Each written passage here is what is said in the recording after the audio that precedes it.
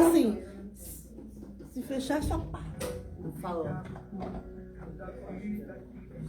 Gente, vamos começar?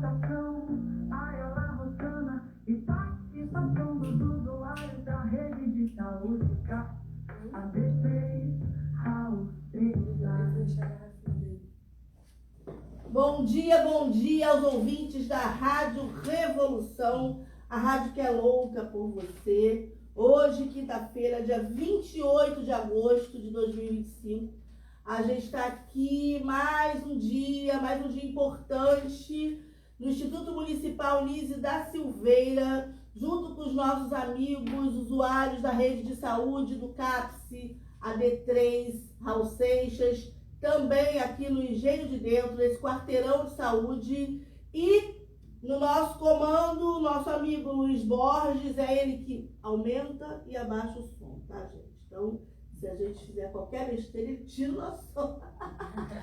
Tô brincando. Recebendo também o pessoal da saúde, que é bem bacana, Ana Cristina, que é estagiária em psicologia, Ana Beatriz, estagiária em enfermagem, Suzy, estagiária em serviço social, e o Davi, também estagiário em enfermagem. Fernanda Souza, que a gente já tem uma comunicação no CAPS, é oficineira, e ela está aqui com a gente, acompanhando a galera, né? Porque o serviço precisa ter alguém acompanhando eles aqui dentro do estúdio. Ana Paula, Cristine, e a gente está esperando o Madruga chegar, porque ele estava aqui junto com a gente. Agradecer a minha filha Caiana Lima, que é designer e está sempre ajudando a gente aí na confecção dos nossos banners, e a toda a equipe da Rádio Revolução. Hoje, gente, é dia do voluntário, então, né, nosso dia, Luiz, a gente está aqui sempre voluntariando, tem mais de, sei lá, Luiz, mais de 10 anos na rádio. 20 o quê? Credo, 25. 25 anos aqui, voluntariando na Rádio Revolução. Eu, humildemente, uns 10, nem 10 anos ainda, mas tudo bem, estou aqui com vocês. E é um trabalho muito bacana, que enaltece, né, a nossa vida, o social, a ajuda, está aqui na comunicação. Não só aqui, eu também sou estagiária, sou voluntária também no CAPS, dando aula de teatro. Então, aos voluntários, né, merecem muitas palmas, né, porque é um trabalho difícil, é um trabalho humano, complicado, né, mas é um trabalho muito importante e necessário, né, os serviços precisam muito. Vamos lá, a gente está recebendo hoje aqui no estúdio uma artista que foi indicada pela Aline Maria, né? É importante a gente falar disso, porque ela vai vir também. Ela viria hoje, né? Não pôde, né? Por motivos profissionais, aí indicou a querida Yasmin Yassin. Falei certo? Tá certo. Yasmin Yassin é uma profissional da dança, começou aos 12 anos, perfeito, pelo que eu estou entendendo aqui no seu currículo. Ela tem um projeto, né? Já participou de oficinas de dança cigana na Casa da Mulher Neopolitana. Ela já participou como oficineira, atualmente é coreógrafa, é idealizadora do projeto Rosas Del Destino, falei certo? Tá certo. É dançarina de danças ciganas, danças árabes.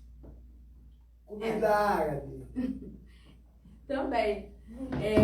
Então, Bom dia para todas, sou Yasmin Yassin, tenho aí meus 32 anos já, começo dentro da dança com meus 12 anos, já dentro desse universo de dança do ventre, né, o famoso belly dance, e a partir daí o mundo vai se aparecendo para mim, né? Atualmente sou profissional de dança enquanto atuante, professora e bailarina profissional, já temos aí uns 10, 15 anos. E a jornada entre dança do ventre e dança cigana, a dança cigana entra um pouquinho mais recente na minha vida, mas é tão apaixonante quanto, né? Antes de iniciar, a gente começar a falar sobre essas diferenças, né? Um beijo para a Aline Maria, que é a minha prof do coração e uma grande amiga. Agradeço por ter repassado esse convite e espero de fato dela aqui, que ela tem muitas coisas para agregar, principalmente quando eu cheguei a comentar com você, né? Sobre o projeto, sobre o trabalho que ela faz com as pessoas da terceira idade. Bem, inicialmente eu quero saber como é que começou essa conexão à dança, né? A idade com 12 anos, mas como foi que ela entrou no processo, né? No processo da sua vida mesmo e vira aí essa profissão. Eu quero saber essa conexão, como é que aconteceu? Aconteceu da forma mais inusitada possível. Eu fazia karatê por conta da minha mãe. Minha mãe foi karateca por muito tempo e chegou a uma das faixas mais altas, assim, dentro do contexto do karatê. E aí a atividade física, de forma geral, sempre foi uma coisa dentro da minha família. E como eu via minha mãe lutando, falei, não, vamos embora lutar. Então eu era o cotoquinho da sala, porque eu tinha 4 anos de idade de kimono. E chega um momento entre a pré-adolescência, que é um momento muito difícil, e eu decidi que eu não queria fazer mais nada na minha vida. E a minha mãe falou, você vai fazer alguma coisa assim sem aura. E aí eu acabei indo pra dança, porque nada me agradava e minha mãe falou, não, você vai pra dança. E aí eu comecei em Nilópolis, porque eu sou nilopolitana, né, Baixada Fluminense. E aí eu comecei com meus 12 anos num projeto que tinha na Vila Olímpica do município, com a professora Nair Babo, muito influente em Nilópolis. E a partir daí, fiquei na Vila Olímpica por pouco tempo, na verdade, porque infelizmente aconteceu questões que esse projeto finaliza, mas a Nair tinha uma ideia muito bacana de dar bolsas para as pessoas que ela gostava e ela via esse certo potencial. Então, acabei entrando para a academia oficialmente dela com essa bolsa, e daí eu fiquei por muito tempo, eu acho que até os meus 19 anos, 20 anos, assim. E isso só a dança do ventre, né? E aí isso foi desnudando, e aí eu comecei depois com os meus 15 para 16 anos, dar aula mesmo de dança do ventre para criança. Hoje em dia eu não trabalho mais com crianças, são mais adultas mesmo. E foi assim, depois dentro dessa dança do ventre, a gente começa a aprender bastante coisa. Eu acabei me afastando da Nair por questões de faculdade, eu fui para a universidade, eu não estava conseguindo conciliar dançar e estudar, e aí eu acabei me afastando e fui continuando bem afastada mesmo, só dando aula, não enquanto bailarina, porque tem uma diferença entre a pessoa que é a professora e a pessoa que dança, né?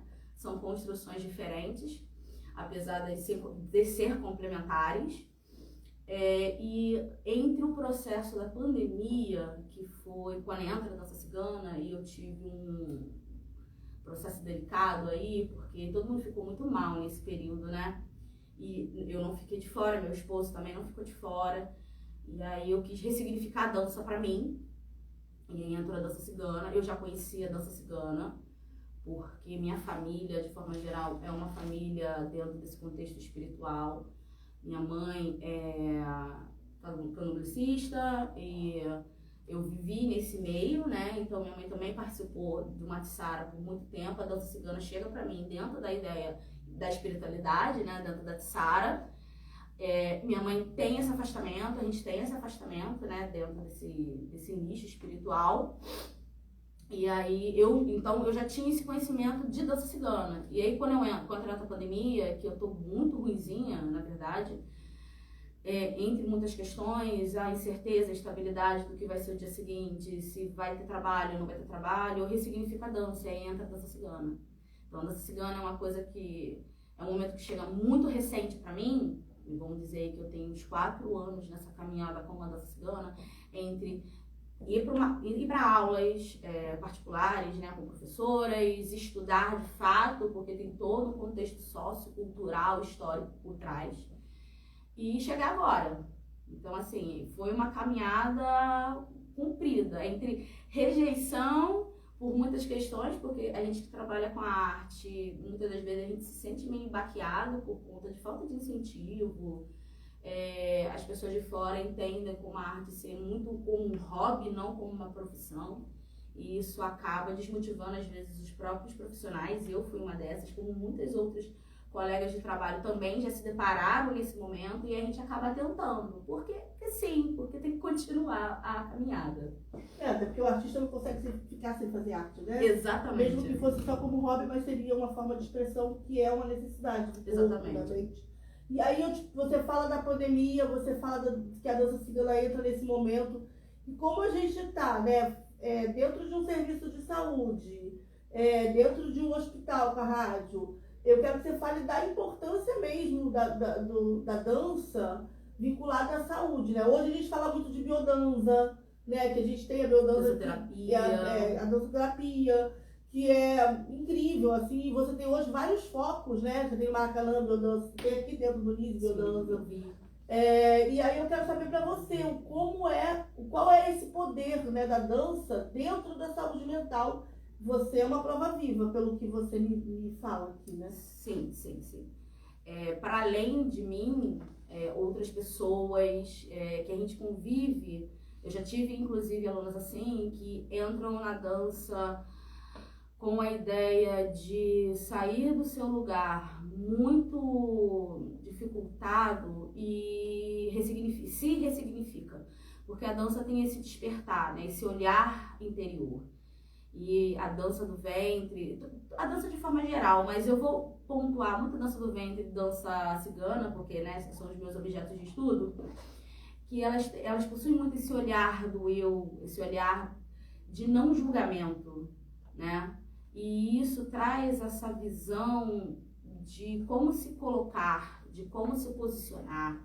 E a gente tem inúmeros profissionais também que trabalham com isso em questões de terapia, para trazer esse resgate que o nosso cotidiano não nos permite. Porque a gente tem 1001 coisas acontecendo durante o nosso dia a dia e a gente esquece de fazer uma coisa muito simples, que é se olhar, se observar, sem esse olhar do julgamento. Eu preciso fazer essa modificação, isso daqui não tá legal, mas não, aceitar você de forma geral. E é interessante porque quando eu paro para pensar dessa forma, a dança, ela entra para mim, inclusive nesse processo de pré-adolescência e adolescência, que é um momento difícil pra gente que é mulher, né?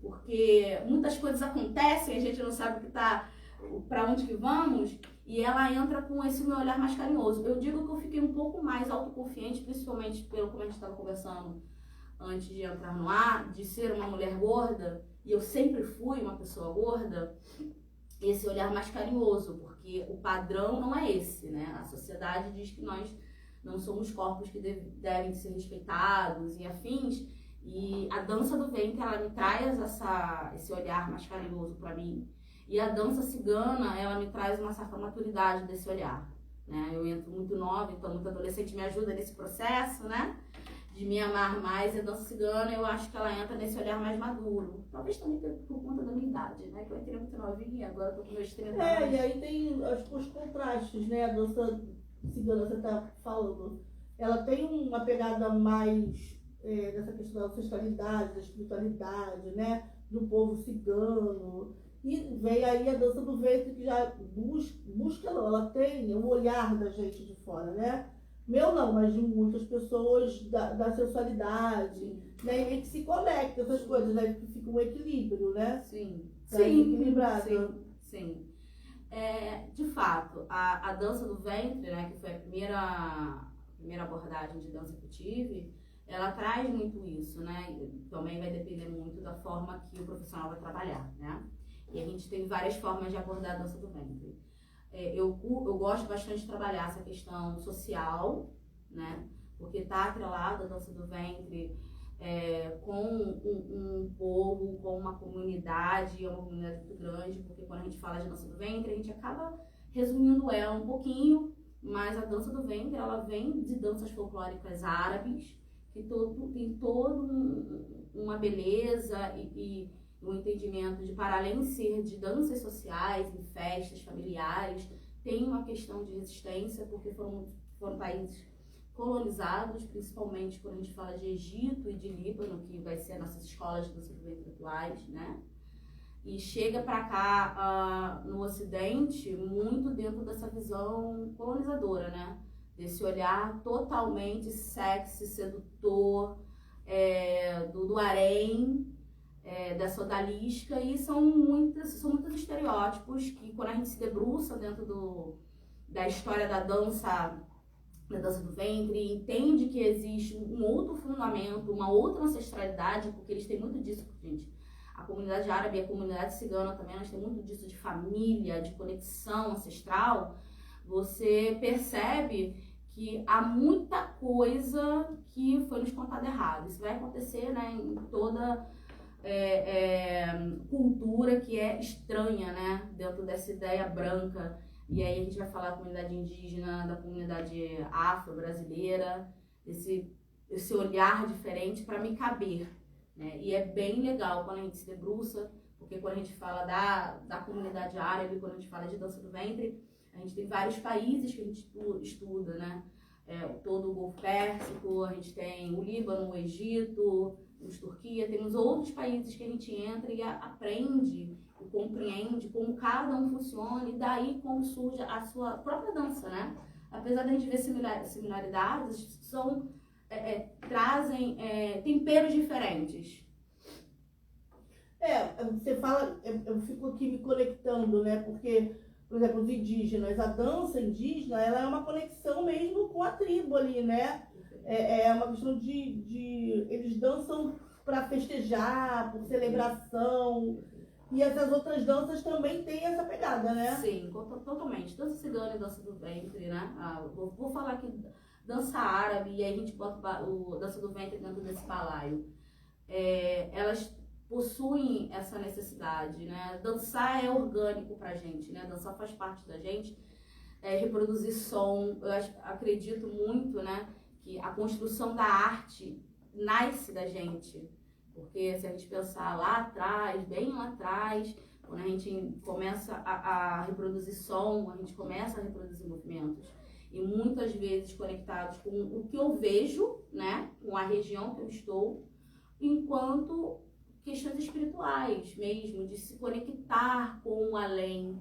E não vai ser diferente dentro das outras comunidades. A dança do ventre, a dança árabe, ou melhor, as danças árabes e as danças ciganas, elas possuem esse contexto social de divertimento, de comungar com a família, mas também tem uma questão de resistência, de permanecer com a sua cultura, porque foram culturas que, querendo ou não, tentaram ser apagadas. A comunidade cigana ainda tem uma invisibilidade muito grande, mesmo no Brasil, que é muito miscigenado, mas a gente ainda tem um apagamento muito grande da comunidade cigana, de forma geral, mas eles vêm aí sempre trazendo esse puxão de orelha para as pessoas não ciganas, de entender os nossos lugares e poder contribuir também. E eu sempre falo, é sempre bacana a gente sentar e ouvir aquela pessoa, no caso, aquela pessoa árabe, e ouvir a sua vivência, como a pessoa da comunidade cigana, para ouvir a própria vivência dela, né? Isso contribui pra gente enquanto artista, que a gente faz essa conexão e representatividade sobre.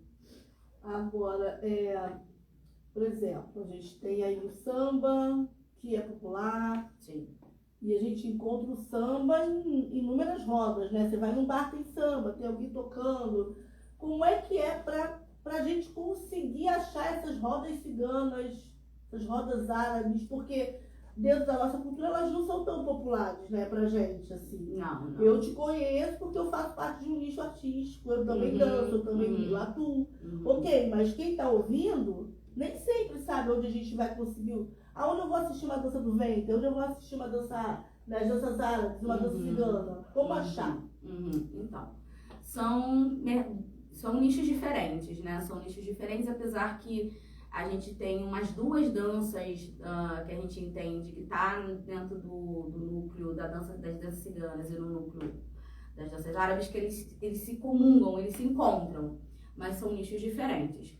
A dança do ventre, de forma geral, nós temos muitos festivais que acontecem aqui no Rio, tá? Alguns festivais são públicos, né, gratuitos, alguns festivais você tem aí que pagar a entrada, que às vezes variam muito dos valores da região do Rio de Janeiro, mas a gente tem aqui perto, em Madureira, na Portela, a gente tem o Horus, que é um festival de dança árabe, que agora está agregando também a comunidade cigana, né, as danças ciganas. É um festival que você tem, que é uma competição de dança, e também são mostras de danças onde as pessoas levam o seu trabalho. Tem músicos organizado pela Sharia Sayad, há muitos anos dentro do mercado. Aqui eu acho que tem mais de 20 anos, isso eu estou jogando para baixo. Em contrapartida, nós temos dentro da comunidade da dança cigana, vamos dizer assim, muitos eventos entendidos como bailões ciganos, tá? Que são espalhados pelo Rio, né? São feitos por vários organizadores. A ideia é de trazer bandas que fazem músicas ciganas, né? Que tem muitos estilos, inclusive, e trazer a pessoas não ciganas e ciganas para fazer essa comunhão. Então a gente tem organizadoras como a Nara Figueiredo, como o Paulo Cigano, Cláudia Sartori. Então a gente temos muitos lugares. E aí, Instagram, gente, que eles sempre estão produzindo esses eventos. De 3 em 3 meses, 4 em 4 meses, 6 em 6 meses, mas a gente sempre vai ter, sim, esses lugares de festa, né? É uma grande festa, né? Dentro das danças ciganas, desses bailões ciganos, são festas mesmo. É para você ir, se divertir, dançar e tudo certo. Dentro da comunidade das danças árabes, nós temos aí eventos de assistir mesmo. Inclusive, vai acontecer na Baixada Fluminense de uma professora chamada Juliana Cavalieri, que é a tanda árabe. Nós também temos outras que são mesmo competição, como é o Horus, como é também em Madureira, que vai acontecer em novembro, do Samir também. Acredito que seja isso. É bem assim, são caminhos diferentes, mas o curioso é que está tendo um movimento de encontro. Teve um recentemente que é mais voltado para a competição e a entrada é gratuita para assistir às danças. E faz um trabalho muito bacana, que é um trabalho da gente, pessoas que não entendem ver a diferença das danças ciganas, dependendo do país, que foi o Festival de Danças Ciganas do Brasil, que aconteceu ali em Botafogo. E é muito bacana ver esse festival, porque ele abre bastante para a gente assistir danças ciganas que ocorriam no Egito, que ocorriam no Iraque, que ocorrem aqui no Brasil, na Rússia, a diferença de uma para outra, que a gente vai ter essas danças ciganas ditas para palco, e para contexto social, o que acontece muito com as nossas danças populares, né?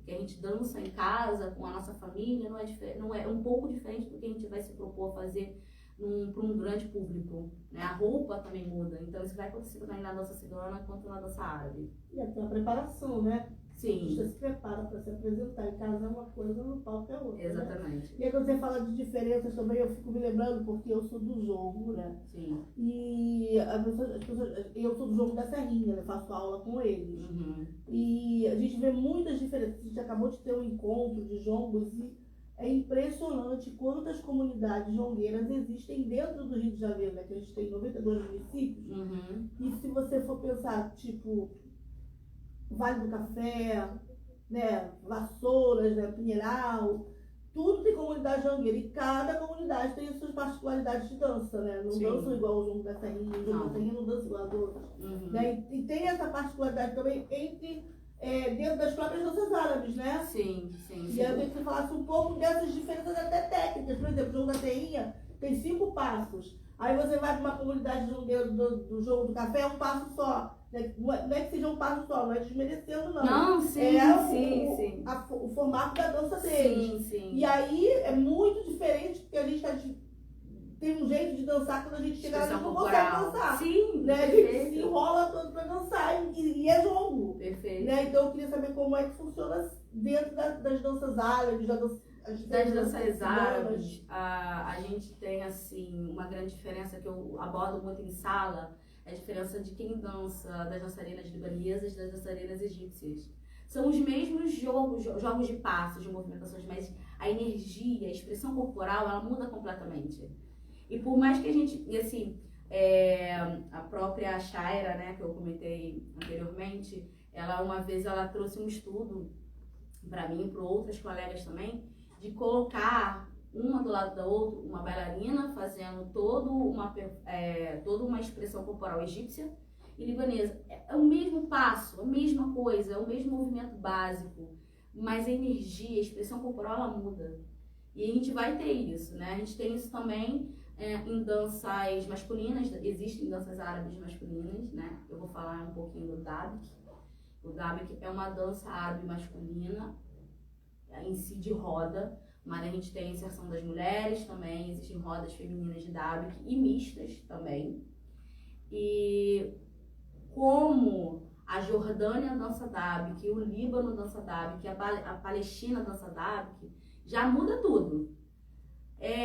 Ou vai mais pro chão, ou tem mais jogo de pernas, né, de passos de perna, tem mais roda, ou tem mais pulsação. E é muito interessante, porque aí volta dentro daquela questão, né? Às vezes é o mesmo movimento básico, mas a expressão, a energia colocada muda. Dentro da dança cigana agora, a gente também vai ter isso, né? A gente tem isso. Inclusive, esse entendimento de que vai ter danças, eu vou dar um exemplo muito claro disso, né? Que são as danças russas, danças ciganas russas. Que quando a gente entende que a dança cigana russa, ela é uma dança, como todas as danças criadas dentro desse contexto social, familiar, quando ela é tirada e vem para o palco, ela muda completamente. A vestimenta muda para trazer aquele furor até para a plateia. E é bem interessante essa diferença. Então, assim, numa mesma dança, né, a dança cigana russa, nós temos essa diferenciação de palco para dentro de casa, social, com a família. Eu gosto de trazer o exemplo familiar que eu tinha, de dançar pagode, sambar dentro da roda de pagode quando não tinha a minha família reunida. E eu digo que eu não sei sambar, apesar que eu só sei sambar dentro do lixo de casa. Então a gente vai ter isso também dentro da dança cigana. E a dança cigana, ela traz esse vasto repertório por conta desse entendimento que é uma dança, que é uma comunidade itinerante, né? Por um grande momento, hoje em dia a gente já tem pessoas em casas, né? Comunidades ciganas que vivem em casas, mas a gente que vai passar pela Espanha, vai ter uma forma diferente de dançar, que vai passar pela Turquia, que vai ter uma forma diferente de dançar, e a gente sempre vai ver essas diferenças mesmo. É bem interessante, é legal quando a gente senta e se debruça para o estudo. Né? Porque a gente vê um universo muito amplo, a gente fala, gente, não sabe de nada, a gente tem que estudar mais um pouquinho. E quanto mais a gente estuda, mais a gente descobre, né? É uma abertura de caminhos mesmo, né? São conquistas, assim, cada conhecimento é uma conquista que a gente pega, sim, né? Aí você fala de dançar em casa, eu até me lembrei de um caso muito interessante que aconteceu agora, que uma amiga viajou para o Maranhão. E aí ela só dança tambor de crioula quando ela tá com a família. Ela faz as saias, ela confeccionou saias, roupa costureira. Ela falei, mas vamos dançar, tem tambor de crioula no Rio, a gente pode ir pra lá. Não, eu só danço quando eu tô no Maranhão com a minha família, a gente se junta e dança. Então tem também esse lugar, né? Tem. Da celebração familiar com as danças, tem, né? Tem sim. E as danças em si, é porque assim, são muitos lugares, né? Dentro da dança árabe a gente tem muitos lugares, como na dança cigana a gente tem muitos lugares. Se eu for trazer um pouco para o Brasil, o que a gente entende, aí eu posso quebrar um pouquinho de estereótipo agora. O que a gente entende que os ciganos brasileiros dançam, muitas das vezes não é. Porque se a gente tem, quais são as nossas danças, nossas músicas típicas brasileiras? É o forró, é o pagode, é o piseiro, né? E se a gente está falando de uma comunidade cigana brasileira, está aqui no Brasil por muitas gerações, eles vão dançar o forró, o piseiro, as roupas vão mudar também. E é muito curioso, vou trazer de novo outro exemplo de Aí casa. você fala de adaptações também, né? As danças vão se adaptando um pouco. Sim, às realidades, sim, né? sim. Assim, quando a gente fala de dança árabe, a gente tem essas mudanças, mas eu acredito muito que tem uma conservação maior do que a gente entende que é a dança árabe anterior, né? Apesar de a gente sofrer influência, principalmente quando a gente fala da dança do ventre, que a gente vê essa roupa de 2 peças, né? O bustier, a saia com o cinto, a gente tem, querendo ou não, uma influência do jazz, do contemporâneo, do balé. A gente tem muito isso. Quando a gente vem um pouquinho mais para a raiz, a gente vê que a coisa muda um pouquinho, mas conserva essa mudança, esse movimento original. Na dança cigana, eu percebo muito que eles se adaptam ao meio. Então, cria-se essa miscigenação cultural mesmo, de dança interessante, vou trazer para cá e faço do meu jeito. Então, a gente tem uma dança muito... Vou dar aqui uma dança específica, que seria o Tiftetere, que é uma dança cigana grega, mas o Tiftetere seria meio que uma dança grega. Só que eles trazem aquilo para eles e dançam do jeito deles. Então se torna uma coisa muito peculiar, uma coisa muito deles. Então tem essas modificações. Porque também eu não sei se faz, se é fato, mas você dançar, digamos que na Grécia, e dançar no Brasil, você tem as diferenças de clima, né? Você tem a diferença de vestimenta mesmo. Perfeito. Então eu acho que isso vai mudando mesmo, né? Com os povos, assim. Perfeita colocação. A dança, ela tem um contexto regional muito grande. Porque se é uma construção social, que ela nasce do local que eu estou, então tudo vai depender do lugar que eu estou. Se eu estou num local muito frio, então tendo a fazer movimentos que me esquentem. E usar roupas que vão me esquentar.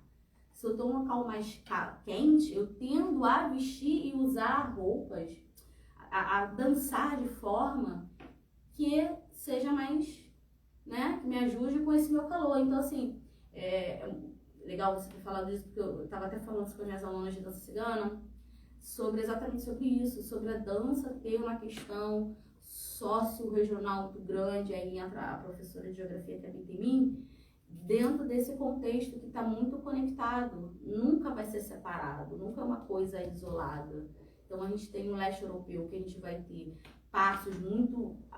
Quando a gente pensa em dança russa, que a gente fica todo... Lembra logo dos homens tudo vestido de vermelho, né? Com aqueles casacos vermelhos de soldado, e aí fazendo muito movimento com a perna, para esquentar. Aquilo dali esquenta mesmo. E quando a gente vem mais para os locais mais quentes, Espanha, Cuba, Brasil, a gente tem uma dança mais solta, mais livre. Também tem a questão dessa influência africana que a gente traz para essas regiões, né? A gente tem isso muito latente no Brasil e Cuba, né? Então tudo isso é um grande composto para formar as danças que a gente tem hoje. Dentro desse contexto da dança cigana, se eu tô falando de Brasil, se eu tô falando de Espanha, se eu tô falando de Cuba. Brasil é um país calorento. Sim. Óbvio, né, que a gente vai ter, assim, esse lugar mesmo de menos roupa, né? Sim. E aí eu entro nessa questão da dança do ventre, que eu quero muito saber de você, como é que é o olhar das pessoas. Porque é uma dança sensual, é uma dança que usa muitos objetos, é uma dança que a mulher esconde, né, metade do rosto, isso mexe com o olhar masculino, assim, né, de uma forma né, aguça, Aham. quer dizer, é o que a gente escuta, Sim, né? sim. Aí sensualizando muito o corpo, como é que é isso? Desmistifica para poder a gente entender. O que acontece? Aí eu vou fazer um pouquinho desse contexto histórico. Quando a dança do ventre chega pra gente, dentro desse olhar ocidental europeu, de um século muito conservador, você vai ter aí essa ideia da mulher árabe sedutora, sensual, de mil e uma noites, né? E é complicado porque, assim, apesar de que, atualmente, 2025, eu vejo que essas discussões vêm tomando outros caminhos e caminhos mais positivos de não olhar dessa forma. Mas ainda existe, né? Dificilmente uma bailarina de dança do ventre nunca escutou alguma coisa do gênero: seu marido deixa você dançar dessa forma? Ou você dança para o seu marido? Sempre trazendo esse contexto meio sedutor sexual, por conta dessa ideia que vem dentro de um olhar muito moralista do que é uma mulher mais familiar, né? E do que seria uma mulher mais sedutora. E a gente demora um pouquinho aqui no Brasil, talvez, de quebrar isso. A gente ainda tem, né, essas ideias, mas a gente vem quebrando. Eu acho interessante quando a gente tem essas discussões, porque quebra-se ideias, fantasias e imaginações. Aí a gente entra naquela abordagem assim: Yasmin, você tá me dizendo que eu não posso dançar para o marido? Eu nunca disse isso. Eu disse que a gente não pode e não deveria de limitar a dança do ventre a esse lugar. Porque, como eu falei, eu venho falando, ele vem de outro lugar. Ele vem de um lugar de sociabilidade, um lugar de conversar com o outro, de brincar com a amiga. Quando a gente faz isso, gente, quando a gente tá na balada, a gente brinca com a amiga dançando. Então, ele vem muito desse lugar, um contexto também de resistência, mas que a gente pode caber, por ser, né, quando a gente traz para o nosso corpo, ela se torna uma dança nossa, né, trouxe pra gente. Então, eu posso colocar em alguns lugares. Então, como eu falo com as minhas alunas, vocês podem dançar, mas tenham responsabilidade no que vocês estão fazendo, entendam o que vocês estão fazendo. Então, a dança do ventre, hoje em dia, aqui, né, e eu falo isso com minhas ressalvas, eu vejo que as pessoas vêm entendendo mais que é para além do olhar da sedução. Principalmente para as mulheres, que sempre foi muito foco, apesar que tem homens bailarinos de dança do ventre, tá? O próprio Samir é um, que eu comentei, que faz o festival, que vai fazer o festival agora em novembro. Mas a gente começa a ter esse olhar para entender que o seu corpo, ele se projeta para muitos caminhos. E a dança do ventre, ele traz essas projeções. Que seja a sedução, que seja esse envolvimento, mas eu acho que para além de envolver o outro, ela começa a não envolver de você mesma. Porque mexe musculaturas que no nosso cotidiano a gente não faz. Mexe com olhares que no nosso cotidiano a gente não tem. De se auto-observar, se auto-olhar sem julgamento. E aí, voltando para essa questão mesmo da sexualidade do outro, e aí isso é uma coisa que cabe muito ao outro mesmo. Porque se eu me olho e me vejo de uma outra forma, e eu falo isso porque eu faço muito tempo a dança do ventre, e eu não consigo ter esse olhar, por conta dessa carga que eu já venho trazendo. E esse trabalho interno acaba a gente não tendo esse olhar. Então, quando uma pessoa chega com esse olhar, a gente fala assim, mas não é dessa forma. Você tem esse olhar porque talvez falta o entendimento de que não é nesse lugar que você tem que observar. É bonito, às vezes existem performances completamente voltadas para essa questão do mistério, da sexualidade, porque aí cabe ao artista a trazer a sua verdade, não tô falando que não deve, mas também existem muitos lugares, até porque dentro da dança árabe, que a gente está pontuando, tem muitas nuances de próprias danças, né? Danças como você falou, né? Tem a dança com véu, que é o que a gente geralmente lembra quando a gente pensa na dança do ventre, mas tem dança com espada, com castiçal, que tem muitas vezes são colocadas dentro dos casamentos para trazer alegria para o casamento que está se começando, que vai se iniciar com aquele casal. Então, No mundo árabe tem muito dessa, de você contratar bailarinas de dança do ventre, mas não para seduzir, mas para entreter o público, mas também para trazer essa felicidade, essa fertilidade. Isso vai depender também do local, né, do país que eu tô falando, mas da dança delas, compreende? E isso, levando o castiçal, geralmente o castiçal para trazer esse caminho aberto, né? E a gente tá, para além disso, a gente vai ter danças com bastão, né, que seria o Raqs al-Saya, que simula, vem muito desse caminho de uma luta masculina árabe, que é o Tartibe. Então, a gente dança com bastão e faz alguns movimentos como simulasse de fato essa luta. Então, vai para além da sedução e vai também uma luta de combate, uma dança de combate, né? Uma dança de resistência.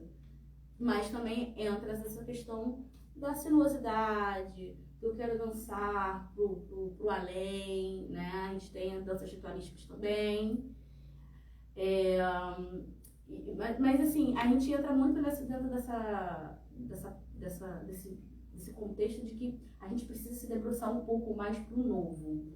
Talvez, aí eu falando um pouco do clone, talvez o clone tenha estereotipado um pouquinho. Quando a gente novela, né, que você fala. Oi? Você tá falando do quê?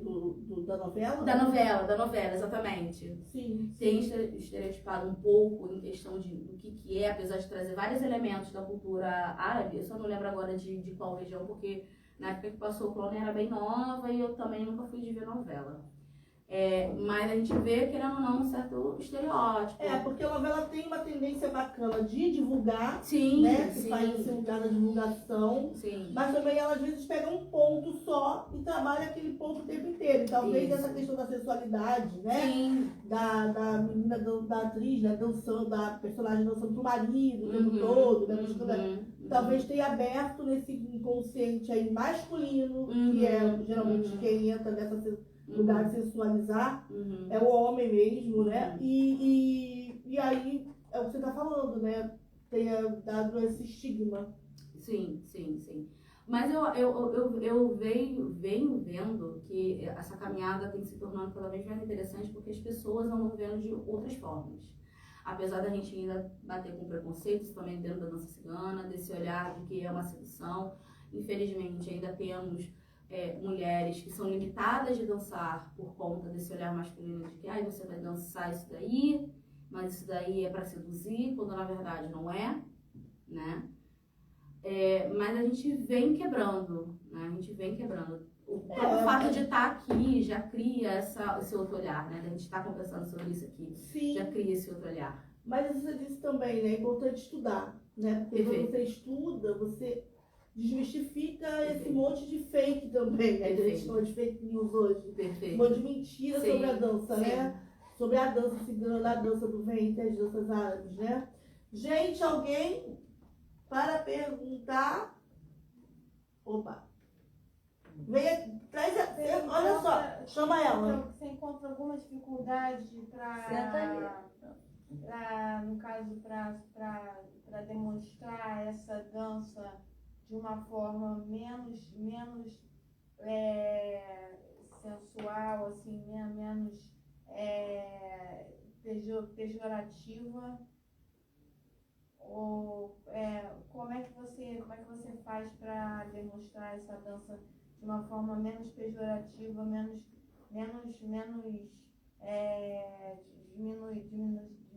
diminutiva da mulher? Fala só o nome dela. Cristine, que tá te perguntando. Perfeito. Ótima pergunta, inclusive. Então, eu vou falar enquanto bailarina agora. O estudo é imprescindível nesse processo, não adianta. Até porque a gente pode colocar trejeitos da cultura que a gente vai fazer a dança para complementar a nossa performance, né? A nossa dança está sendo apresentada. De forma, se eu fosse falar assim de uma forma mais objetiva, a gente pode pensar em figurino, qual figurino me caberia fazer, utilizar, mas eu acho que é uma questão muito de expressão do artista, é uma coisa da individualidade.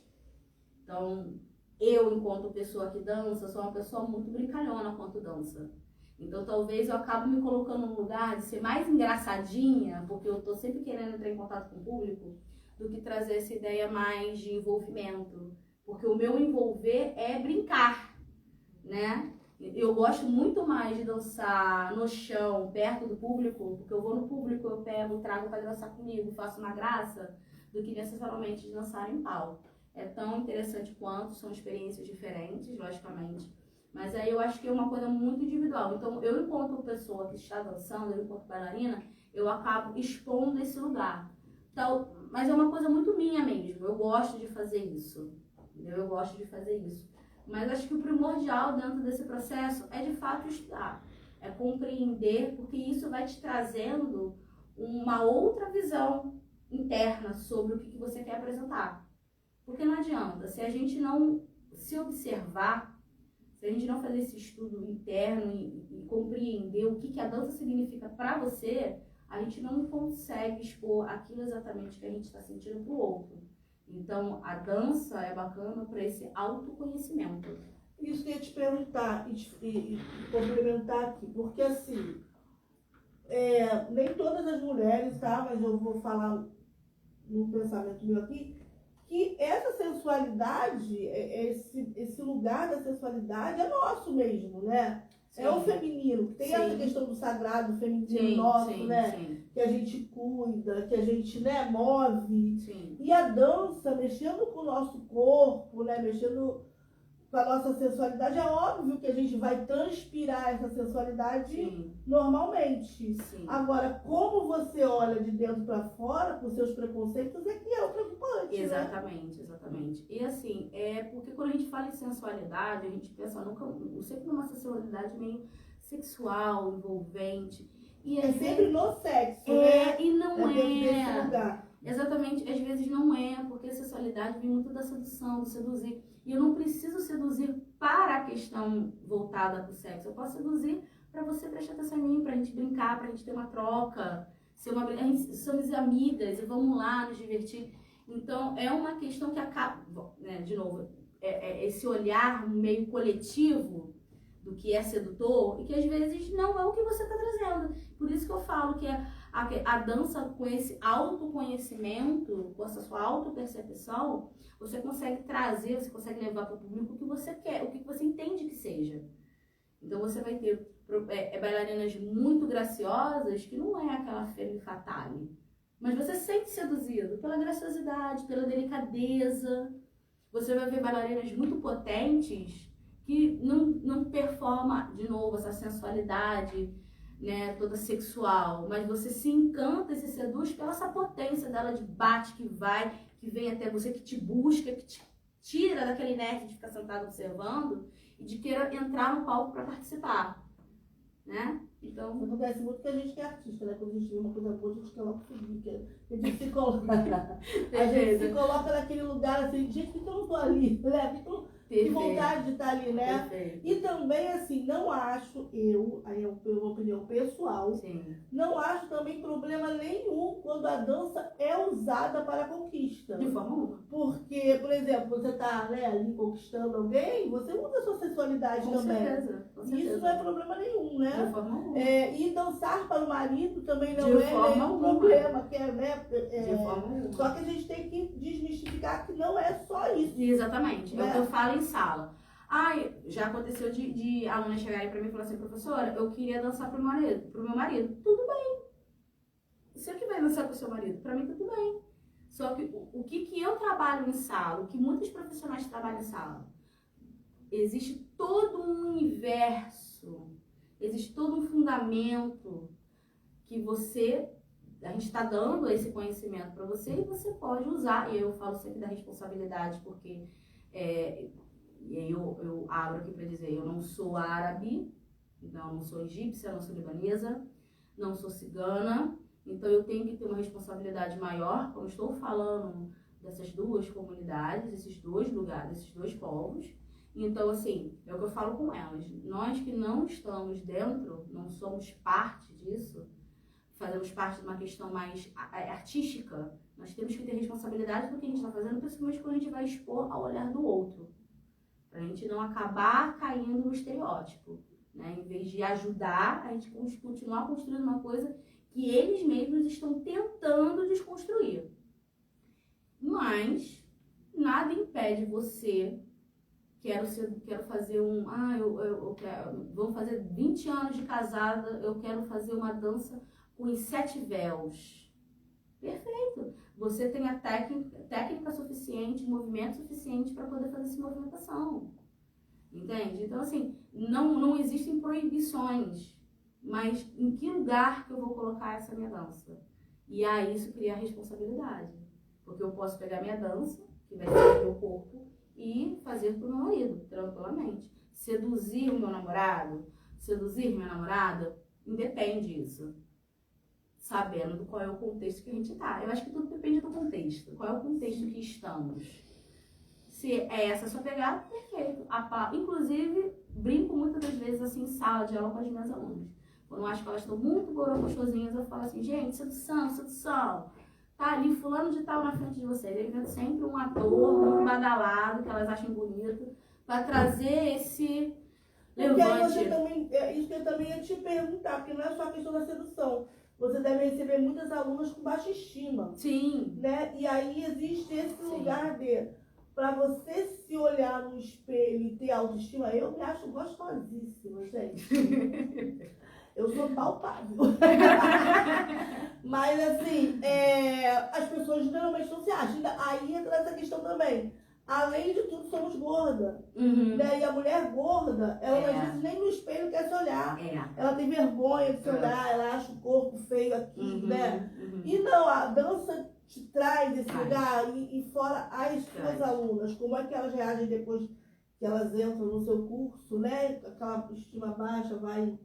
É gradual, né? É gradativo, porque como elas sempre entram querendo fazer o movimento certo. É primeira aula, nunca fez aquela dança, mas quer fazer o primeiro movimento certíssimo, igual a professora.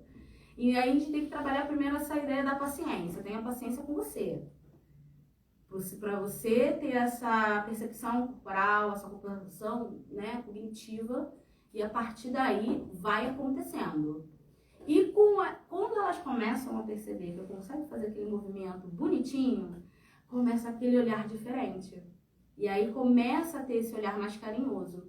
Então, assim, é muito gradual, né? Eu já tive muitas das minhas alunas, quando vinham para mim, já vinham dentro desse lugar fragilizado, de ou um divórcio que não foi muito bacana, ou um casamento que não tá muito legal, ou até mesmo essa ideia de, pô, eu quero me descobrir de novo, não sei mais quem sou eu já vivi tantas coisas e agora eu não sei, eu tô perdida. E gradativamente elas vão se percebendo de novo, elas vão se encontrando de novo. E assim, eu puxo muito o saco da dança da cigana, porque elas são, querendo ou não, a gente consegue fazer essa dança individual, a gente não precisa de um parceiro para nos compor. E é legal porque é você com você mesmo, é você conversando com você, no seu coração, com a sua mente. Por que eu não consigo fazer esse movimento? Da onde que eu estou trazendo isso? Recentemente eu estava ouvindo uma aula muito interessante sobre a gente se olhar com o carinho e que isso sempre vai depender da gente, não do outro. Então, a dança, ela vai entrar, a dança do ventre, que a gente está sempre batendo aqui nessa tecla, e a dança cigana, ela entra muito dentro dessa ideia. A minha professora, eu chamo ela sempre de professora, apesar de eu não estar mais fazendo aula com ela, minha professora de dança cigana, que é a Lu Barcelos, ela também traz muito essa ideia do empoderamento feminino, né? Ela traz muito essa ideia do empoderamento feminino, e sempre com esse olhar de vamos olhar para frente. A própria postura da dança, a dança do ventre, da dança cigana, que é uma postura de tórax aberto, olhar na frente. A minha professora anterior, né, a de dança do ventre, a Ana Ribaba, ela trazia muito isso. Quando você expande a caixa, você está enfrentando o mundo de frente. E não quando você desce o colo, né, você se afunda. Então, isso são coisas que a gente trabalha. Eu não deixo isso tão explicadinho em sala, mas em algum momento eu pontuo. E aí acaba acontecendo situações como, inicialmente vem normal, tímida, e chega com um brinco, que não vinha. Aí daqui a pouco vem com um brinco com batom, que não existia. Aí daqui a pouco vem com um cordão, já se torna mais participativa dentro da sala. Daqui a pouco já tá me pedindo, professora, eu queria dançar. Eu falo, beleza, então vamos fazer uma dança solo aí e vamos que vamos. Porque eu gosto de trabalhar isso muito em sala também, né? Fazer danças solas e as amigas estarem, porque a sala de aula eu digo que é um lugar seguro. Todas somos amigas, todas estamos nos mesmos lugares, com as mesmas questões. Então, vamos aqui expressar nossa dança porque não há nenhum julgamento, né? É o melhor lugar de se descobrir, né? Sim. Pra mim, você não... A sala de aula é importantíssima, né? Pra construção em todos os aspectos, né? Não só na dança, mas na vida. Uhum. Mas alguém vai perguntar...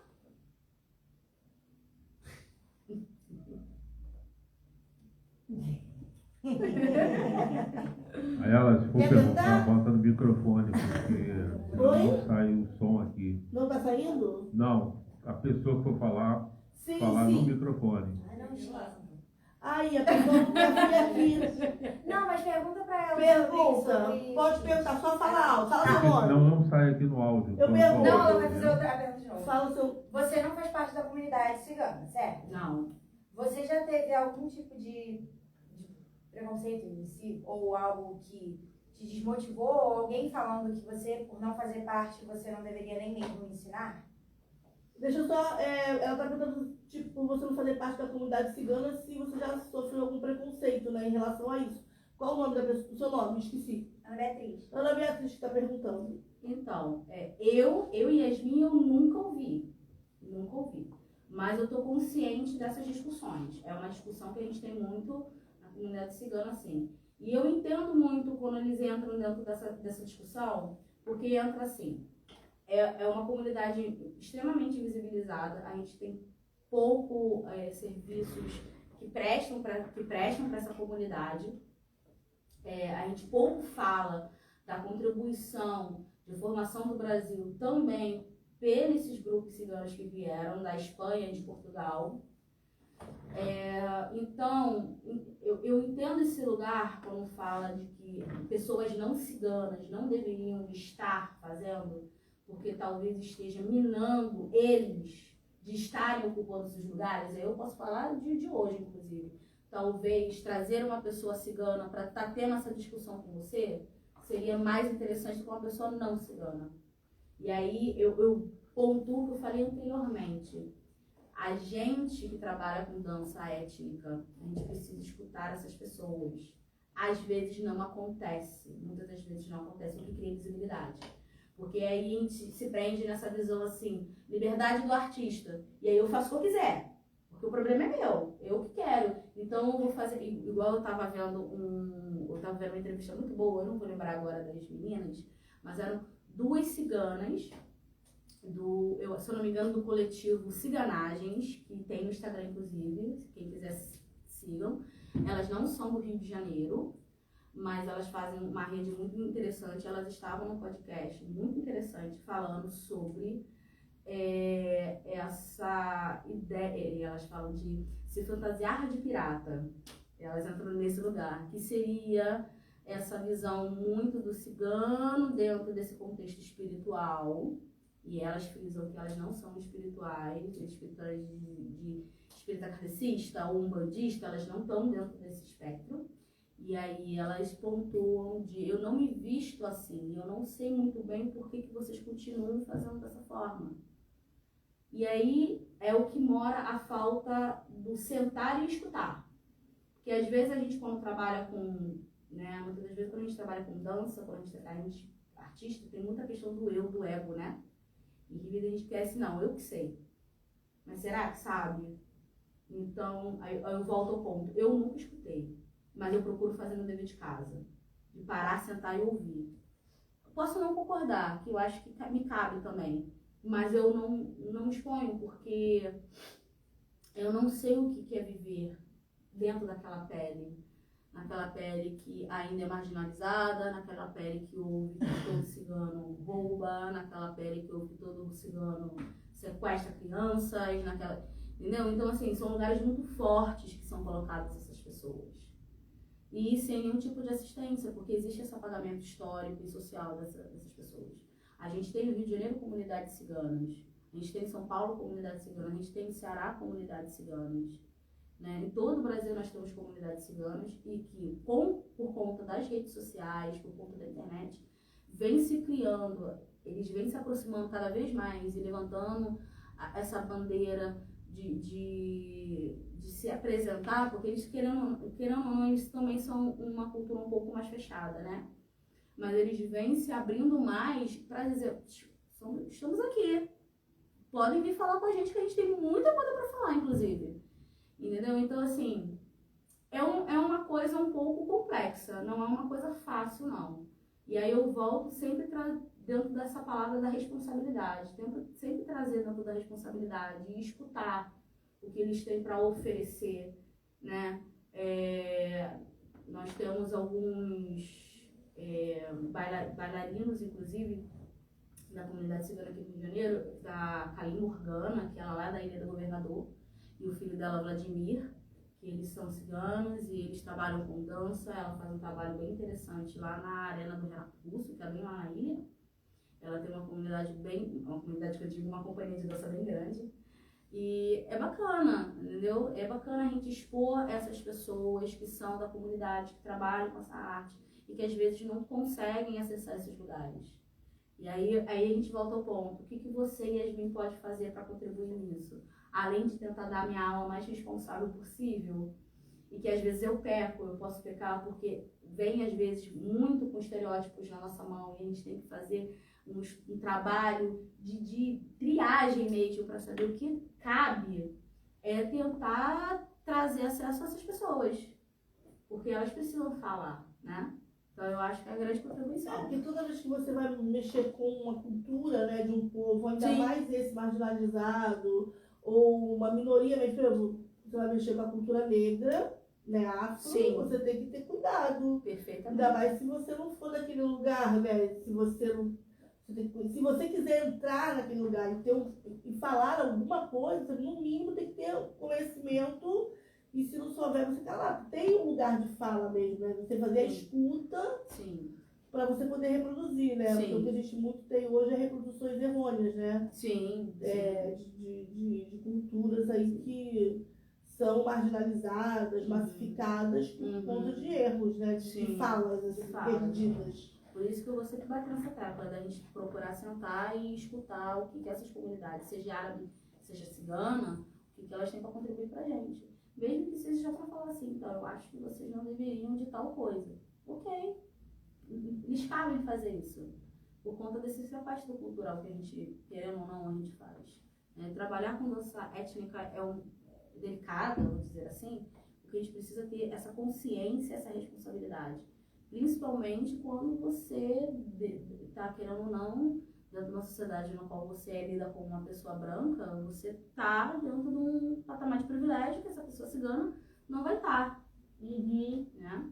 E tem uma questão, que você trabalha com adulto, é muito mais difícil, creio eu, você deseducar o desconhecimento é um pouquinho. do que você educar uma criança, né? Porque quando pouquinho. você começa a ensinar a criança ali de pequena, ela pouquinho. vai assimilando, ela vai construindo. Agora o adulto chega cheio de informação e às vezes errar de desconstruir é muito difícil. Nas danças árabes, eu nunca percebi isso direito, não, tá? Eu acho que as meninas que chegam pra dança árabe, elas vêm com uma ideia de que não é pra mim, porque eu sou muito dura, e aí acaba que é pra mim sim, eu consigo fazer. Na dança cigana, eu já me deparei com essas questões, e aí eu posso falar de espiritualidade agora. E assim, a gente quando fala de cigana, a gente acaba fazendo o quê? Conexão com os saras, né? Ciganas espirituais. Só que eu não abordo isso tudo na minha sala de aula. Eu vou falar da comunidade cigana existente, que existe em Espanha, Turquia, Grécia, Ucrânia, a gente tem, Rússia, a gente tem essa galera, essas pessoas, corpos existentes que sangram como todos nós. E aí, com esse estereótipo de que a gente tem de cigana espiritualidade, eu já me deparei com a aluna quando eu fui falar que, então, nem todo cigano é um espírita kardecista ou um bandista. Como não, professora? Porque cigano não é espiritualidade. Isso é uma conexão errada também, porque eu sempre... eu gosto muito das cartas, né? Sim. E aí, todo mundo acha que cigano joga carta. Todo cigano tem que jogar carta. Não. Cigano, ele não é uma religião, Não, né? não é uma Ele é um religião. povo. Não. E esse povo tem o seu direito de ter a sua religião, seja ela qual for. Sim. Tem uma diferença, né? E as Sim. pessoas confundem muito, assim. Sim. Dentro dessa pegada, eu estudando e vendo e etc., a gente tem, gente, ciganos de fato que são bantistas, são candomblessistas, mas a gente tem ciganos evangélicos, Exatamente. católicos, ortodoxos. E eu digo, agora são votos da minha cabeça, né? Eu digo que também deve ter ateu, por que não? Que não acredita em nada. Porque isso não tem a ver com espiritualidade, tem a ver com o indivíduo, né? Ah, mas as simpatias ciganas. Às vezes não existe essa ideia das simpatias ciganas. Logicamente que a cartomancia, a quiromancia, né, que é a prática de ler as mãos, fica um pouco atrelada, sim, porque se torna um meio de você ganhar dinheiro rápido, porque são pessoas que não, né, ao longo desse processo histórico, elas não têm essa liberdade de ficar muito tempo naquele lugar. Elas são expulsas, na maioria das vezes, né? Ah, porque ciganos são nômades. Geralmente é porque eles foram expulsos.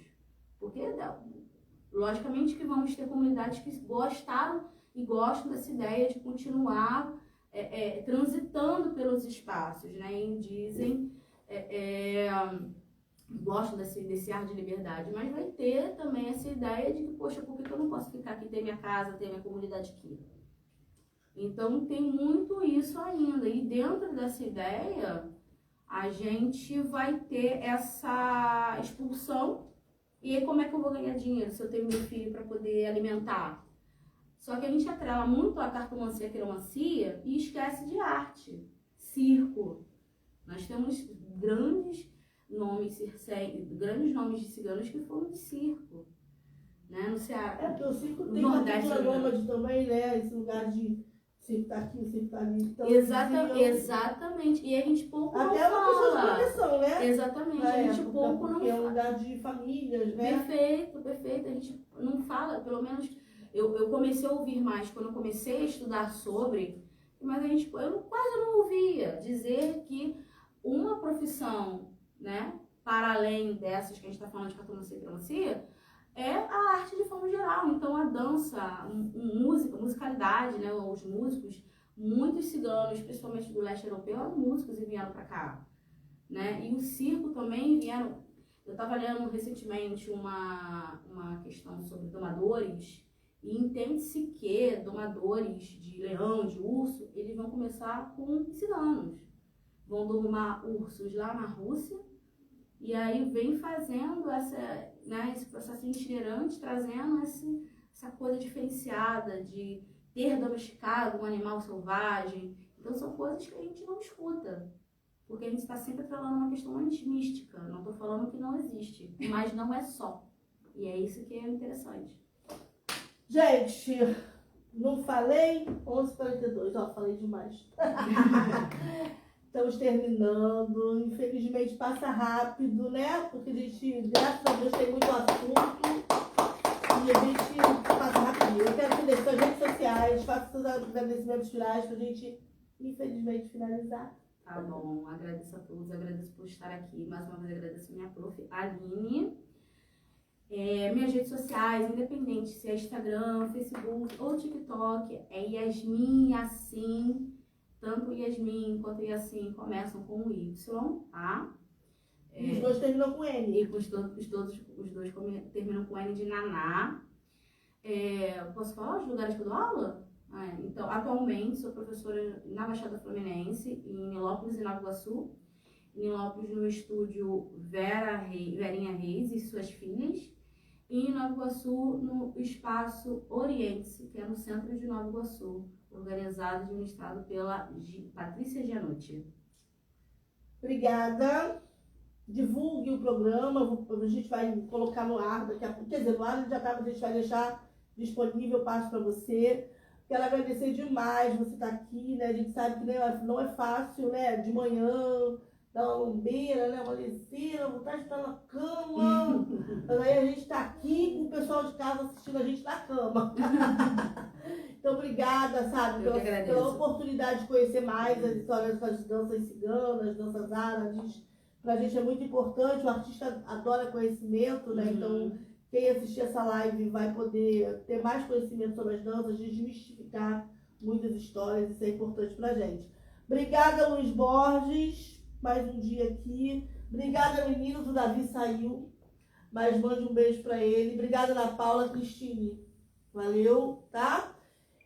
Semana que vem a gente está aqui de novo, a gente entra na semana de setembro começando e a gente aqui bombando. Rádio, teatro e criação, programa do seu coração na Rádio Revolução, a rádio que é louca por você. Valeu, Ana Paula!